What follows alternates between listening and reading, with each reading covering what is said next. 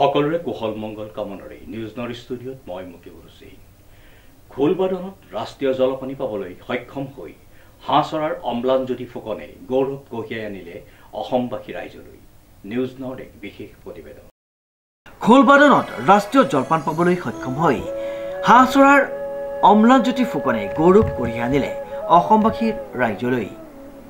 উল্লেখযোগ্য যে দেৱবাদ্য খোলবাদনত ভাৰত চৰকাৰৰ সাংস্কৃতিক মন্ত্ৰালয়ৰ অধীনস্থ সাংস্কৃতিক গৱেষণা আৰু প্ৰশিক্ষণ কেন্দ্ৰ চমুকৈ CCRT-এ 2023-24 বৰ্ষৰ ডিচেম্বৰ মাহত আয়োজন কৰা cultural talent search scholarship scheme পৰীক্ষাত মৰিয়নিৰ বিধানসভা সমষ্টিৰ অন্তৰ্গত হাঁহচৰা পানীতোলাস্থিত অংকুৰ সত্ৰীয়া বিদ্যালয়ৰ ছাত্ৰ তথা বাইলুং গাঁৱৰ নিবাসী অমৰজিৎ ফুকন আৰু দিব্যলতা ফুকনৰ পুত্ৰ অম্লানজ্যোতি ফুকনে 10 বছৰলৈ ৰাষ্ট্ৰীয় জলপান লাভ কৰিবলৈ সক্ষম হৈছে। তেওঁক জ্যোতি বিদ্যাপীঠৰ 9ম শ্ৰেণীৰ ছাত্ৰজনে সত্ৰীয়া সংস্কৃতিৰ এগৰাকী পুৰুধা ব্যক্তি পৰমানন্দ কাকতি বৰবায়নৰ তত্বাৱধানত প্ৰশিক্ষণ গ্ৰহণ কৰি আছে। উল্লেখযোগ্য যে 2021 চনৰ প্ৰতিষ্ঠা লাভ কৰা বৰ্তমান 40 জন শিক্ষাৰ্থী থকা শিক্ষানুষ্ঠানখনৰ পৰা এই বছৰ 3 জন প্ৰশিক্ষাৰ্থীয়ে এই পৰীক্ষাত অৱতীৰ্ণ হৈছিল। নমস্কাৰ। আজি আমাৰ এটি শুভ লক্ষণ যে আমাৰ হাঁহচৰাৰ অংকুৰণ সত্ৰীয়া বিদ্যালয়ৰ এটা শুভ দিন আহিছে। ইয়াত এই অনুষ্ঠানটিত আমাৰ গুৰুজনাৰ শ্ৰেষ্ঠ নৃত্য গীত বাদ্যৰ শিক্ষা প্ৰদান কৰি থকা হৈছে। আজি 4টা বছৰ অতিক্ৰম কৰিছে ইতিমধ্যে। এই বছৰ 2022 আৰু 23 বছৰ 23 আৰু 24 বৰ্ষৰ মানে CCRT centre for cultural research and training সৰ্বভাৰতীয় যিটো স্কলাৰশ্বিপ, এই খোল বাদ্যত আমাৰ এটি ছাত্ৰই বৃত্তি পাবলৈ সক্ষম হৈছে। তেওঁৰ নামটো হ'ল অম্লানজ্যোতি ফুকন। গতিকে আমাৰ এই স্কুলখনৰ এটি সৌভাগ্যৰ দিন। গুৰুজনাই যি নৃত্য গীত বাদ্য সৃষ্টি কৰিলে অংকীয়া ভাওনাকে ধৰি, এই সংস্কৃতিৰ মাধ্যমেদি এক মানৱ সম্পদ সৃষ্টিৰ এই উদ্দেশ্য আছিল গুৰুজনাৰ। গতিকে সেই উদ্দেশ্যই আমি আগত ৰাখি এই ছাত্ৰ ছাত্ৰীসকলক আধ্যাত্মিক আৰু ভক্তিভাৱৰ শিক্ষা প্ৰদান কৰিবলৈ আগবাঢ়িছো। তেওঁলোকক যেন এক সফল মানৱ সম্পদ হিচাপে সৃষ্টি কৰিব পাৰো, তেওঁলোকক যাতে আগবঢ়াই দিব পাৰো।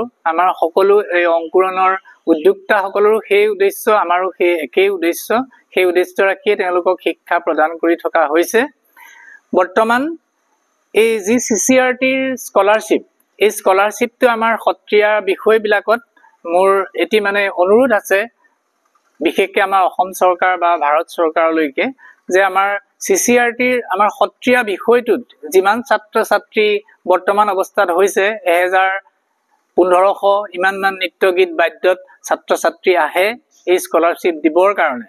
কিন্তু যিমান ছাত্ৰ ছাত্ৰীয়ে সিলেক্ট হ'ব লাগে সিমানক দিব নোৱাৰে, তাৰমানে ইমান আমাৰ কোটা নাথাকে অসমৰ কাৰণে। কিন্তু অন্যান্য ভাৰতীয় শাস্ত্ৰীয় নৃত্য বা বাদ্যৰ বহুত ছাত্ৰ ছাত্ৰীক ইয়াত সিলেক্ট কৰা দেখা যায়। উৰিষ্যাৰ ওড়িশী নৃত্য, ভাৰত নাট্যম, কথক, কথাকলি বা হিন্দুস্তানী সংগীত, এই বিষয়বিলাকত ছাত্ৰ ছাত্ৰীৰ সংখ্যা অধিক হয়, কিন্তু আমাৰ সত্ৰীয়াৰ অধিক কম হয়। এই সুযোগতে মই অনুৰোধ জনাব বিচাৰিম আমাৰ মুৰব্বীসকললৈ যে আমাৰ সত্ৰীয়া বিষয়টোতো যিহেতু এক সৰ্বভাৰতীয় এক শাস্ত্ৰীয় নৃত্য, সত্ৰীয়া নৃত্য, সেইকাৰণে এই নৃত্যৰ বিষয়বিলাকতো যেন আমাৰ ছাত্ৰ ছাত্ৰীসকলৰ সংখ্যা আৰু বৃদ্ধি হয়, অধিক ছাত্ৰ ছাত্ৰীয়ে যেন এই বৃত্তিবোৰ পাবলৈ সক্ষম হয়, সেইবাবে মই এই সুযোগতে আহ্বান জনাই ৰাখিলো। আৰু আমাৰ যি ছাত্ৰ ছাত্ৰী আছে তেওঁলোকে